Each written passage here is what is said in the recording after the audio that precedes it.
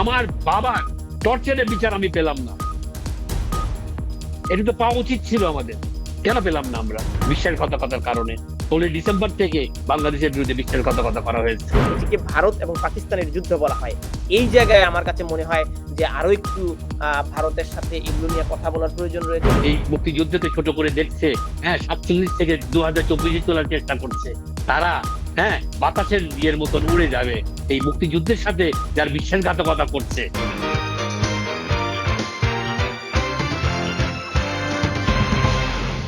আমার মাকে যে রেপ করলো, আমার বোনকে যে রেপ করলো, আমার বাপকে যে হত্যা করলো, আমার সন্তানকে যে হত্যা করলো, হ্যাঁ, আমি কি সেটা কি খালি বুকের মধ্যে ধারণ করি আমি বাঁচবো? আমি কি সেটার কোনো আমি ইয়ে পাবো না?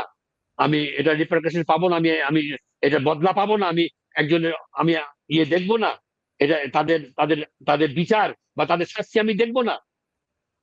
এটা নিয়ে আমার বাঁচতে হলো এবং এই যে এই পৃথিবী থেকে ত্যাগ করতে হলো। আপনার মায়ের আহ, ধর্ষণ এর বিচার আপনি পেলেন না, আমার বাবার টর্চারের বিচার আমি পেলাম না। এটা তো পাওয়া উচিত ছিল আমাদের, কেন পেলাম না আমরা?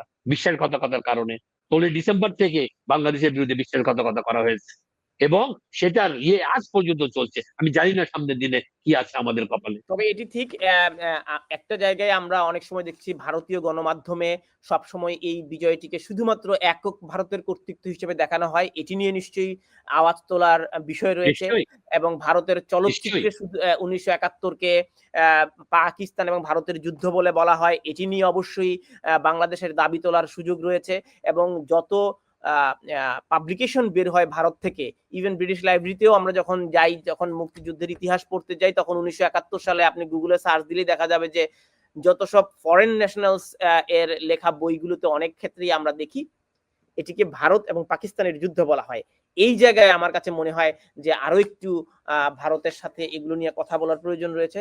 এই দাবিটি উত্থাপন করার দরকার রয়েছে। রাষ্ট্রীয়ভাবে যেন ভারত এটিকে ভারত পাকিস্তানের যুদ্ধ বলে আ আ ১৬ ডিসেম্বরকে পালন না করে। এটি মুক্তিযুদ্ধ। ভারত আমাদের সহযোগী বন্ধু ছিল এবং ২ দেশের জয়েন্ট ফোর্স মিলে আ এটিকে বাংলাদেশ স্বাধীন হয়েছে। অবশ্যই আমরা কৃতজ্ঞতার সাথে ভারতের এই অবদানকে স্বীকার করব।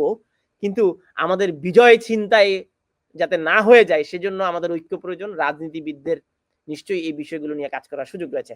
জনাব উলফাত, জি, আ জি, আপনাকে জি, জি, জি। আমি আমি তো খালি একটা কথা বলি যে নিশ্চয়ই, মুক্তিযুদ্ধটা, হ্যাঁ, একটা ছোট জিনিস না। মুক্তিযুদ্ধটা অনেক বড় একটা জিনিস, বৃহৎ একটা জিনিস। সমুদ্রের মতন এটার গভীরতা, মহাসমুদ্রের মতন একটা গভীরতা। কাজেই এখন যারা যারা এই মুক্তিযুদ্ধকে ছোট করে দেখছে, 47 থেকে 2024 চলার চেষ্টা করছে তারা, বাতাসের ইয়ের মতন উড়ে যাবে এই মুক্তিযুদ্ধের সাথে যার বিশ্বাসঘাতকতা করছে। তারা টিকতে পারবে না সামনের দিনে এবং খুব শিগগিরই আমরা এর একটা এমন রিপার্কেশন আসবে, এটা আমাদের আমাদের নির্বাচনেও এটার এফেক্ট আসবে।